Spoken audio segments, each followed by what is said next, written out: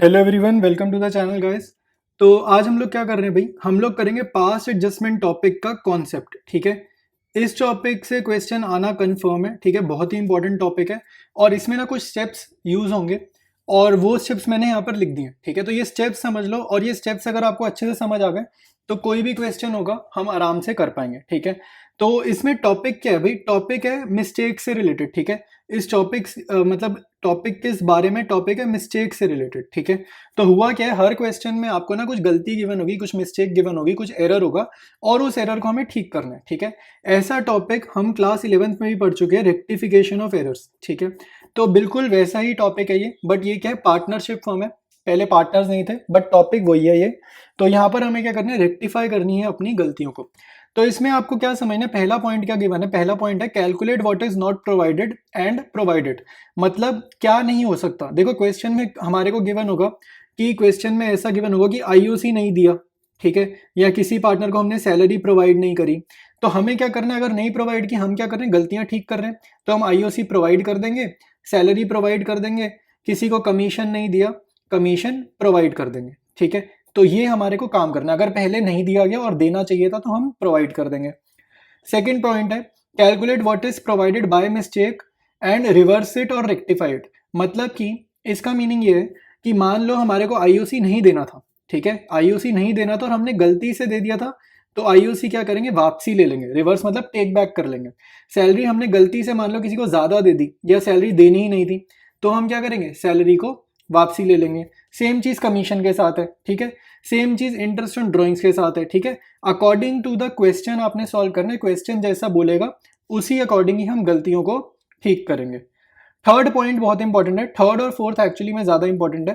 Third point समझते हैं। Third point कह रहा है profit for partner is an expense और loss for the firm and vice versa. देखो कह रहा है जो चीज पार्टनर के लिए प्रॉफिट होती है वो चीज फर्म के लिए क्या होती है, एक्सपेंस होता है। ठीक है, अब जैसे हम एग्जांपल लेते हैं, ठीक है, इसका हम एग्जांपल लेते हैं। एग्जांपल लिया इंटरेस्ट ऑन कैपिटल का, ठीक है, आईओसी का। तो आईओसी दे कौन रहा है, फर्म दे रही है ना, फर्म प्रोवाइड कर रही है। फर्म दे रही है किसको, टू पार्टनर, फर्म दे रही है टू पार्टनर। तो पार्टनर को तो आईओसी मिलेगा ना, तो पार्टनर के लिए आईओसी क्या है, पार्टनर के लिए आईओसी एक इनकम होता है, लेकिन फर्म के लिए आईओसी क्या है, एक एक्सपेंस होता है। ठीक है, तो हमारे को पॉइंट में यही समझना है, जो चीज एक के लिए खर्चा है दूसरे के लिए फायदा है। जैसे आईओसी फर्म के लिए खर्चा है, पार्टनर के लिए इनकम है, और ये हमेशा ना उल्टा चलेगा। अब दूसरा एग्जांपल ले लो सैलरी का। सैलरी का भी सेम कॉन्सेप्ट है, सैलरी का भी सेम कॉन्सेप्ट है। सैलरी क्या है, फर्म के लिए क्या है, खर्चा है, सैलरी देना खर्चा होता है। कंपनी के पॉइंट ऑफ व्यू से देखा जाए सैलरियां बांटना खर्चा है, लेकिन जिसको सैलरी मिल रही है उसके लिए क्या है, वो एक इनकम है। तो अगेन फर्म के लिए एक्सपेंस है, पार्टनर के लिए इनकम है। और उल्टा भी होगा, उल्टा भी होगा। मान लो फर्म के लिए क्या है, इनकम हो, जैसे आईओडी। आईओडी जो होता है, इंटरेस्ट ऑन ड्रॉइंग्स जो होता है, ये क्या होता है, फर्म के लिए इनकम होता है। ठीक है, फर्म के लिए इनकम होता है, लेकिन पार्टनर पे कर रहा है ना, तो आईओडी पार्टनर के लिए एक्सपेंस होता है। तो ये ना हमेशा उल्टा चलेगा, फर्म और पार्टनर का रिलेशनशिप जो होगा ये इनवर्स रिलेशनशिप रहेगा। ठीक है, तो ये हमारे को समझना है, क्योंकि जब हम एडजस्टमेंट टेबल बनाएंगे ना, हम एडजस्टमेंट टेबल बनाते हैं इसको सॉल्व करने के लिए, तो उस टेबल में ये सारी चीजें ध्यान रखनी होगी, किसके लिए क्या खर्चा है, क्या इनकम है, तो ये हमारे को पता होना चाहिए। ठीक है, फोर्थ स्टेप जो है ये प्रोसेस का पार्ट नहीं है, लेकिन प्रोसेस में इससे रिलेटेड गलतियां हो जाती है, तो ये एक इंपॉर्टेंट स्टेप है। ठीक है, इसमें ना हम लोग एक स्टेप करेंगे। मान लो आपने एक दो क्वेश्चंस कर लिए और अब आप देख रहे हो वीडियो को, तो ये स्टेप ज्यादा अच्छे से समझ आएगा, फोर्थ पॉइंट ज्यादा अच्छे से समझ आएगा।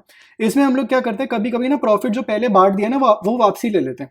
हर क्वेश्चन में नहीं करना, कुछ कुछ क्वेश्चन में ये वाला स्टेप करना होता है, टेक बैक प्रॉफिट, यानी कि जो प्रॉफिट पहले बढ़ गया वो वापसी ले लेते हैं।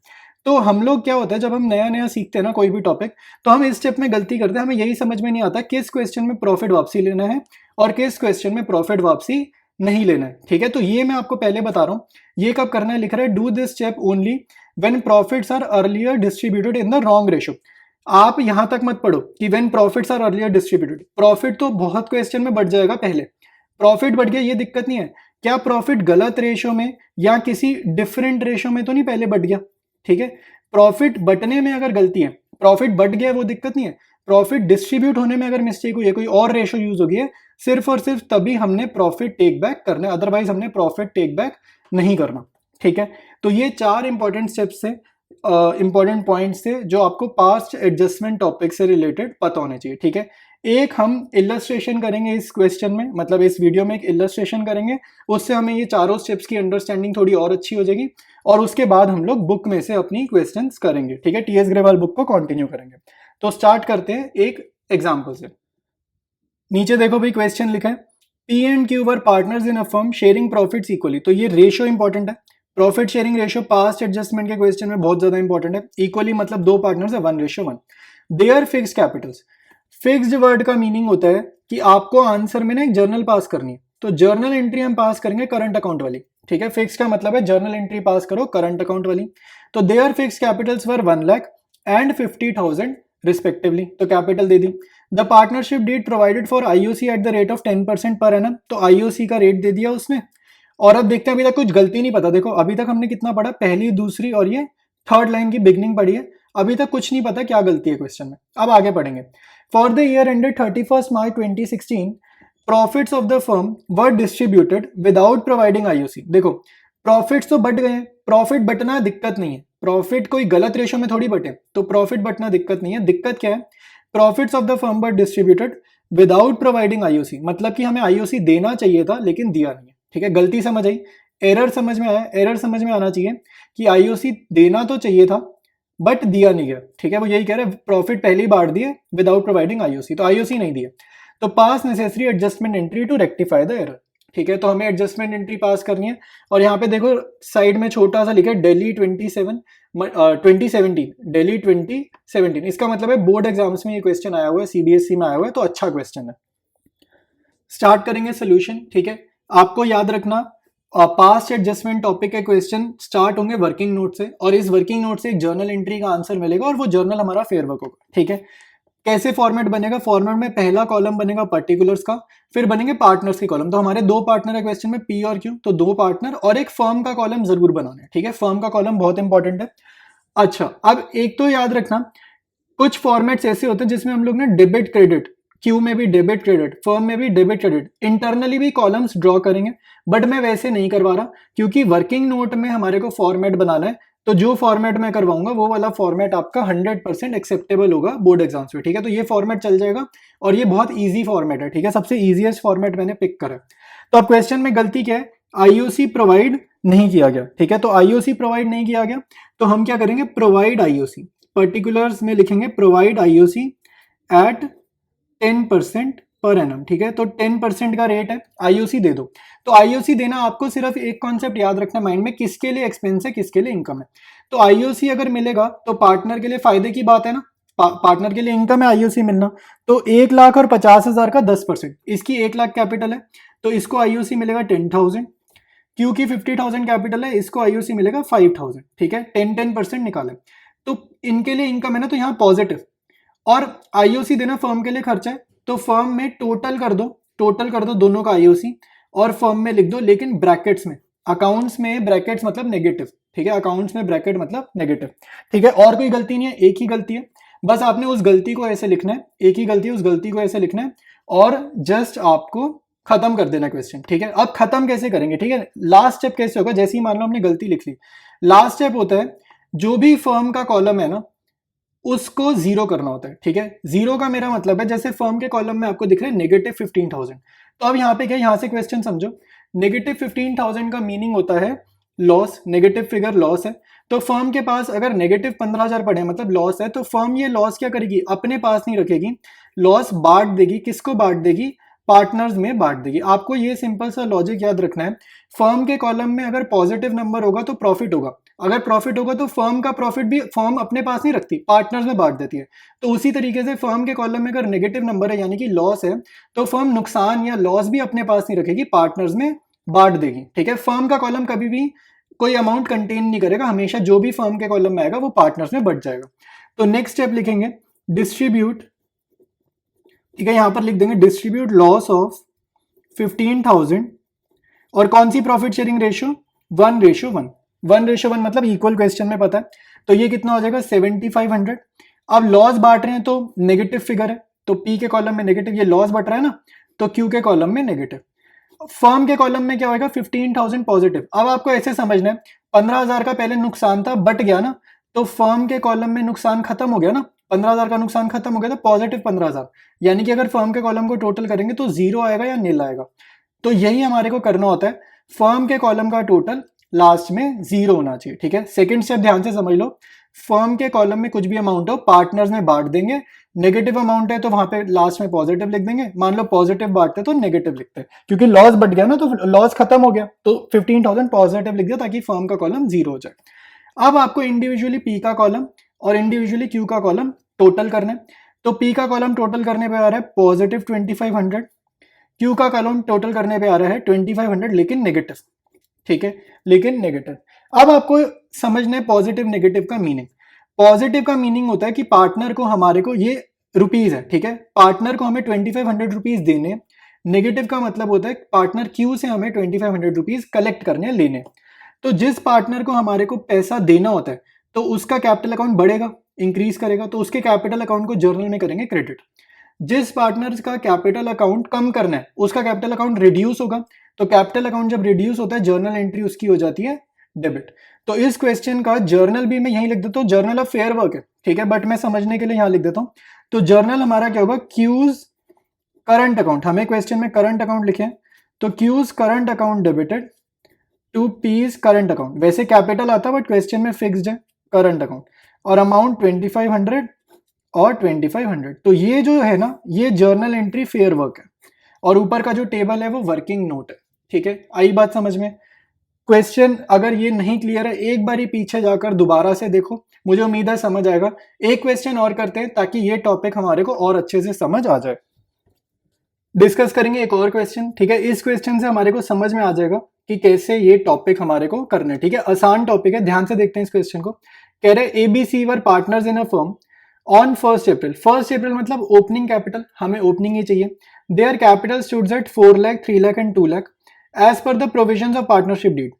ए was entitle to a salary 5,000 per month. तो 5,000 पर मंथ है तो साल की सैलरी कितनी हो जाएगी, मल्टीप्लाइड बाई 12 यानी कि 60,000 हो जाएगी, ठीक है, एक ही सैलरी। फिर कह रहे partners were entitled to IOC. तो आईओसी का रेट गिवन है 10%, ठीक है, आईओसी का रेट गिवन है 10%। तो तीनों का अगर मैं आईओसी निकालूं 4 लाख, 3 लाख, 2 लाख, तो आईओसी क्या आएगा 40,000, 30,000 और 20,000, ठीक है, ये आईओसी आ जाएगा। फिर कह रहे net profit for the year was 3 lakh, ठीक है, net profit for the year ended was 3 lakh, was divided among the partners without providing for the above items. यहां पर एरर है, ये जो है ना ये एरर है, ये एरर है कि प्रॉफिट बटना एरर नहीं होता, ठीक है, प्रॉफिट गलत रेशो में बटना एरर होता है। तो यहाँ पे प्रॉफिट बट गया, ये कोई एरर नहीं है। एरर ये है कि हमने ऊपर जो आइटम्स मेंशन्ड है सैलरी और आईओसी ये नहीं दिया, तो अगर ये नहीं प्रोवाइड किया तो हम क्या करेंगे, प्रोवाइड कर देंगे, ठीक है। पहले प्रोवाइड नहीं करा तो अब हम क्या करेंगे, प्रोवाइड कर देंगे। अच्छा, कह रहा है शो योर वर्किंग क्लियरली, मतलब वर्किंग नोट अच्छे से बनाना है, और पास एन एडजस्टमेंट एंट्री। तो एक जर्नल एंट्री पास करनी है, adjustment entry to rectify the above error. और यहाँ पर देखो लिखा है सीबीएसई 2019, तो बोर्ड एग्जाम्स में ये आया हुआ क्वेश्चन है, इंपॉर्टेंट क्वेश्चन है, ठीक है। तो इसको हम एक बारी डिस्कस कर लेते हैं।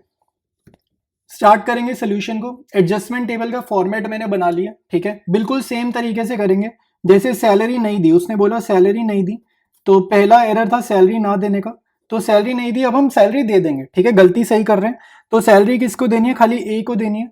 तो 5,000 पर मंथ है, तो 60,000 सैलरी हम ए के कॉलम में पॉजिटिव लिखेंगे।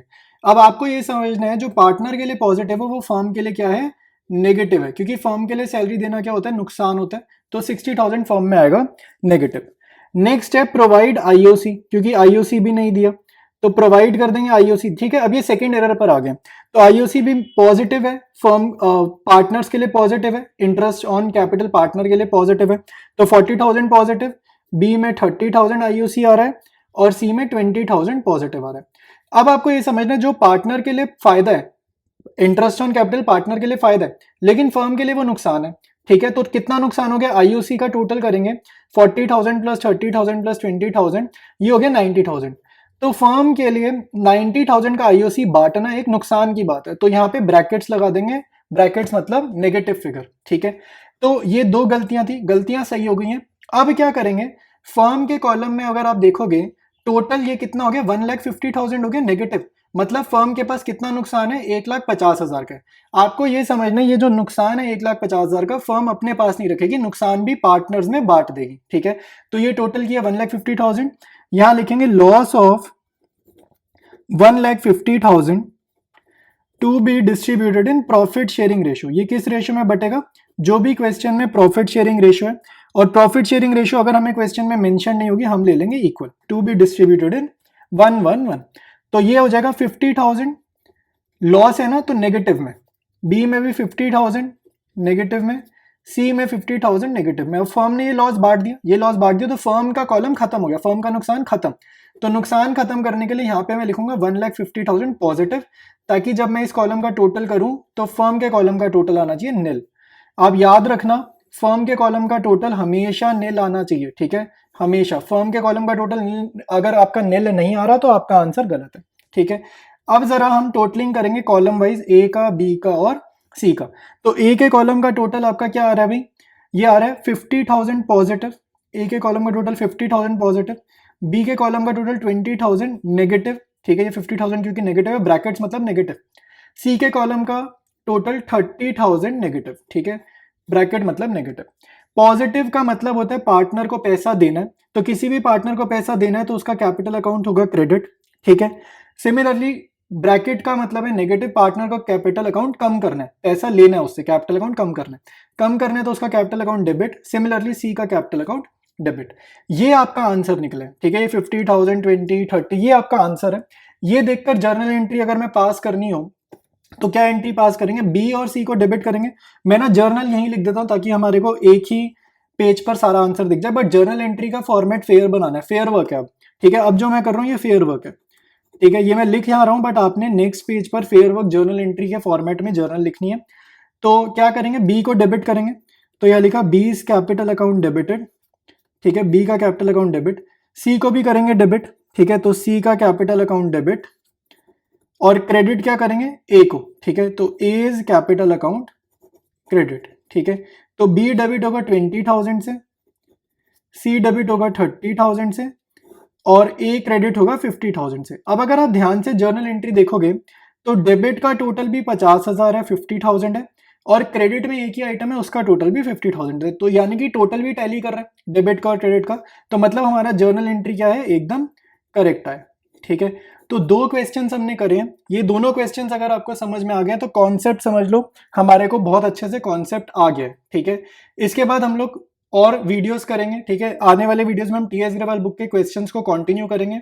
वीडियो अच्छा लगा है तो चैनल को फ्रेंड्स के साथ शेयर कर देना, और अगर सब्सक्राइब नहीं किया तो सब्सक्राइब कर देना, ठीक है। मिलते हैं हम लोग नेक्स्ट वीडियो में।